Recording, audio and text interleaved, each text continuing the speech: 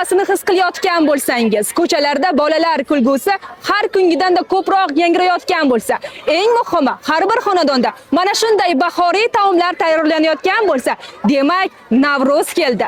Furqat tumanidagi Turon odob ilm xususiy maktabda Navro'z sayli.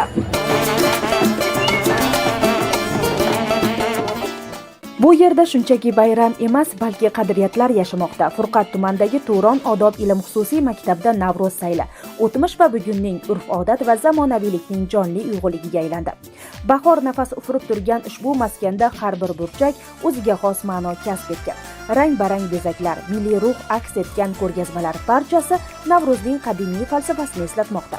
Bu yerda har bir sinf o'z burchagida nafaqat bahoriy taomlarni namoyish etmoqda, balki ajdodlardan meros bo'lib kelayotgan an'analarni ham jonlantirishmoqda. Maktabda bayram ekan, juda yaxshi bo'ldi. Bolalarimiz juda xursand bo'lishdi. Kayfiyatlari ham ko'tarinkiroqda, a'lo kayfiyatda. Juda xursandmiz. Maktabda ham, davlatimizga ham katta rahmat. Shunchalik bayramlarimiz shunaqa ko'tarinkiroqda o'tkazib berishayotganligi uchun. Mana o'g'lim ham shu maktabda o'qiydi. Sharoitlari juda yaxshi. Hamma o'qituvchilariga, ustozlarga rahmat aytaman.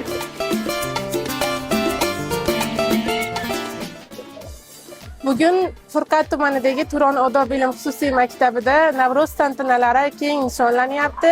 Sayl shaklida tashkillaganmiz.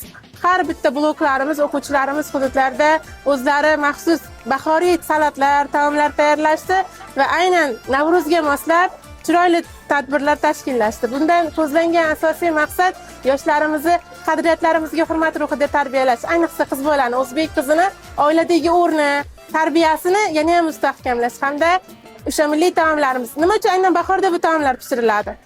Shifobaxshligi, haqiqatan ham iliguzildi payti deymiz-ku. Iliguzildi paytida yoqimli bo'lgan, insonning organizmiga foydali bo'lgan mahsulotlardan turli xil taomlar tayyorlashni o'rgandik. Mana bugun o'zimiz ijtimoiy blok o'quvchilari bilan birgalikda 30 xildan ziyodroq taomlar tayyorladik-da qizlarimiz bilan.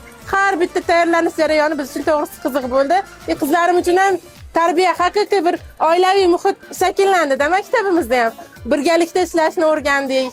Do'stona munosabat shakllandi va shu bilan birgalikda o'zimiz tayyorlagan mahsulotni sotish orqali biznesga ham yo'naltirdik. Haqiqatan ham sayl juda ham zo'r kayfiyatda tashkillanyapti. Bundan hammamiz xursandmiz. Sumalakning sabrli qaynashi, halimning barakasi, ko'k somsadagi bahor nafasi bular oddiy taom emas, balki millat xotirasidir. Milliy liboslarda sayr qilayotgan o'quvchilar, sahnada yangrayotgan kuy-qo'shiqlar, dilga yaqin raqslar, bularning barchasi bir haqiqatni anglatadi. Bu maktabda tarbiya faqat darslik bilan cheklanmaydi. Turon odob ilm xususiy maktabi bu shunchaki ta'lim maskani emas. Bu yerda yoshlar nafaqat bilim oladi, balki kim ekanligini anglab ulg'ayadi. Bugungi saylda bir narsa yaqqol sezildi. Bu yerda Navro'z shunchaki nishonlanmaydi, u yashaydi. Samimiy muhit, ustoz va o'quvchilar o'rtasidagi iliq rishtalar, milliy qadriyatlarga bo'lgan hurmat, bularning barchasi haqiqiy bayram ruhini yaratmoqda.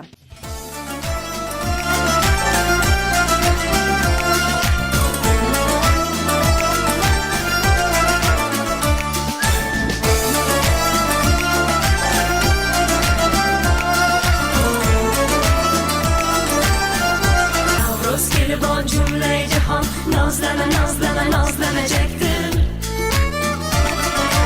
Oftob uzatib asta sekin yozlana yozlana yozlanacaktır. Turon odob ilm xususiy maktabi nafaqat ilm va odob maskani, balki milliy qadriyatlar, urf-odatlar bardavomligiga ham o'z hissasini qo'shib kelmoqda. Demak, barchangizga Navro'z